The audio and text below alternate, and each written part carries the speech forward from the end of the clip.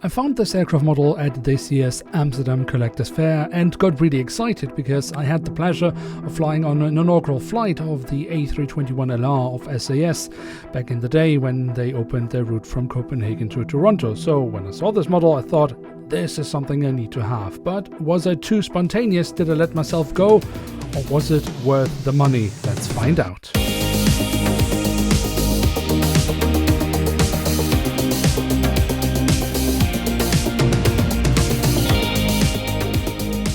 With that, hello and welcome to a new episode of Review, where we today will take a closer look at an Airbus A321LR of Scandinavian Airlines. And at the front of the box we have this lovely rendition of the aircraft and the Scandinavian Airlines branding. The backside of the box has more schematics than, and again, the SAS branding, and also some specifications. Now, the box design of JC Wings and Scale 200 is pretty simple. You basically have, well, the graphics, the schematics around a sleeve, and that sleeve you can then pull off, and that reveals then basically just a pure white cardboard box. Now, if we open that box, we then of course can see that we do get a stand with this aircraft model. Now, with this metal stand, you do need to know that you have to assemble it yourself. There's a little screw that you have to put in. It's not my favorite way of bringing stands to collectors, but once you have assembled it, it is solid as a rock. And what I really do like about the stands that JC Wings has, apart from them being in metal and also have a print, is the little cushion you see here on top of the stand, which protects your aircraft model from any scratches when you apply the model to the stand. So that's really pretty lovely work. But now let's move on from the stand and actually find out what the aircraft model inside offers collectors. And here she is, the Airbus A321neo in the current standard livery of Scandinavian Airlines. As I mentioned at the beginning of the video, I did have the pleasure of flying on an inaugural flight of SAS from Copenhagen to Toronto, where they used the A321LR.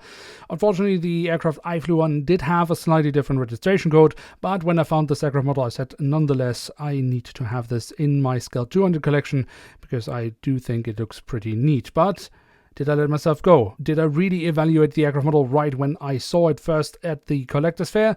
Well, that's what we want to find out and take a closer look at it. Starting off with the tail section, where we on the vertical stabilizer have the SAS branding. We do also have some printed details on the horizontal stabilizer. Then if we follow the color scheme from the vertical stabilizer down to the fuselage, we can of course here then again find the full registration code of the aircraft, and we do also have the stylized versions of the three Scandinavian countries that originally founded Scandinavian Airlines, so Norway, Sweden and Denmark. Apart from that, we have a bit of detailing in the cabin door here towards the tail, and then of course we also have a bit of detailing around the APU exhaust, both in print and in physical detailing. From the tail we can move on to the front of the aircraft, where we across the fuselage find the SAS branding. We also have a plethora of small hatches, static ports and sensors. That looks really lovely. We also have some pretty good detailing in the front cabin door. Next to that we have the Star Alliance logo, as the airline at the time still was a full member and even founding member of the Star Alliance Airline Alliance. But let's quickly go back to the SAS logo. As you can see, there's kind of a fade in that. And you might say, but that's not in the real aircraft. But if we move around, we can see how the fade actually changes. This is depending on how the light is actually falling onto the logo. And this is exactly how it also is in real life. So I think they have done that quite nicely. Now, if we move to the cockpit section, we can again find the three stylized flags of the Scandinavian countries. Underneath that we have the name of the aircraft. Then of course we also have the neo black mask around the cockpit windows with the metallic edges, and then also the window wipers, apart from more small hatches and sensors, and also some lovely work around the radome. Now, the engine nacelles, they have been kept in this metallic color and have a dark blue stripe of the Scandinavian color scheme. And apart from that, of course, we have the silver leading edge, the writing of Scandinavian, and plenty of safety markings and other markings around the engines. That looks really brilliant. Also, the physical detailing of these engines, I think, is really lovely, but especially nice here from the front. Very nice. You can see the engine fan blades look through, and even notice the print on the spinner. That's really lovely work. Then on the fuselage we also find the emergency exits with a bit of printed detailing, and from there we can move on to the wings, which we should definitely also take a closer look at. Starting off with the top side, where we have the different flap slats and spoilers carved out very nicely. We have different shades of grey for additional detailing. We have the markings as to where to walk on the wing, both in form of a line and in writing, and of course we also have the markings for the emergency exit. On the underside of the wing we find more printed details, including the full registration code of the aircraft, and of course also plenty of physical detailing. And the A321LR of course also has these lovely winglets, again with the SAS color scheme, looking really rather nice. And from the winglets we can move on to the landing gear. Now here we of course have a landing gear that is made mostly out of metal, except for the wheels, they are made out of plastic. The main landing gear I think looks really brilliant, although the front landing gear is really not too shabby at all. And we also have some lovely printed details here, so overall really nice. Also, for example, wheel caps, that's a nice feature.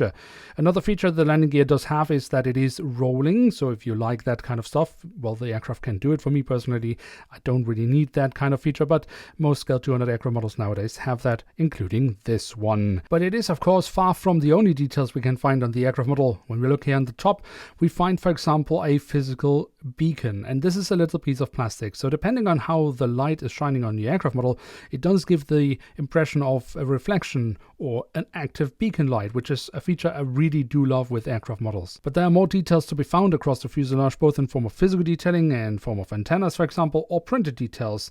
This is something we do see here on top of the fuselage, but also very much on the underside of the aircraft, so on the belly. And so here again, apart from physical antennas and small printed details, we do, for example, also find the ram air intakes as a printed detail, which I really like. We of course also have again the Scandinavian branding printed on.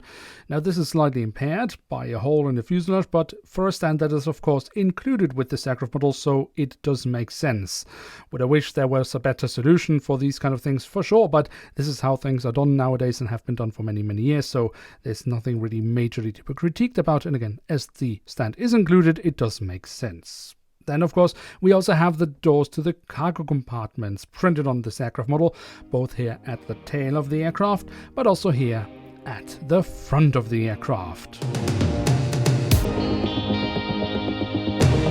So there we have it, the Airbus A321LR in the current standard livery of Scandinavian Airlines from JC Wings in scale 1 to 200, and what can we say about this aircraft model? Now, a little while ago I talked with a fellow collector who is mainly collecting scale 400 and 200, and he told me that JC Wings actually has a bit of a tough standing in the community at the moment because they do seem to struggle a bit with quality. That surprised me quite a lot because I've generally only had good experiences with JC Wings so far, both in scale 200, 400 and 500 for that matter, but my sample size is of course much smaller than his. So I took him by his word, but was also of course immediately thinking about this aircraft model because I hadn't reviewed it yet and thought, I wonder how it actually will turn out. What I can say is, at least for this model and with the models I've had so far from JC Wings, is that, yeah, my experiences have so far always been good, but that doesn't mean that it will always be like this. In any case, regardless of how good the reputation of a model manufacturer is, you should always double check your aircraft models before buying them. But for this aircraft model, I am actually really happy. I think we have a lovely amount of detailing, both physical detailing and also printed detailing across the aircraft, and the execution of the details is neat, clean, no smudges, no bent things here and there. It's solid as a rock. Now, in terms of printed detailing, as I said, I think we have a lovely amount on the aircraft model, but the print quality itself, yeah, sure, the SAS livery is not the most complicated in the world, apart maybe from the writing of SAS at the front of the fuselage, because you have this reflective effect in it, and I think that is something they have pulled off really nicely. That works really well for me on this aircraft model. Technically, if we look at the tail of the aircraft, the transition from the grey base paint to the blue tail, there is a print line. Now, this is obviously something that, for example, Herpa and Scale 500 is struggling with quite a bit, where you have really visible print lines. Now, this is something to do with the printing technique, where you have a base color, where you can have a really high quality print, but you cannot make really nicely curved or precise lines. For that, they then need to add another print on top. And if you then don't make sure that you add enough layers or that you have this exact same color, well, then you have these visible print lines. Here, in this case, you kind of have a print line, but it's more to do with that you can see that there is maybe a slight height difference because of extra layers of print, but the colors are not different. So that, in my books, is not an issue with this aircraft model, but it is something I did notice. And in fact, you could take this as an example of how modern day printing techniques can be used without having to reduce the overall looks of your product, something that Herpa obviously still does not manage to do. But enough talk about the print quality, let's get back to the actual aircraft model itself. And as I say, I am really happy with it. For me, it works. I picked it up at the collector's fair for 70 euros. Now, JC Wings doesn't really have recommended retail prices, so it will always depend on where you find it, at what time, and how the retailer, well, how well you can negotiate with the retailer.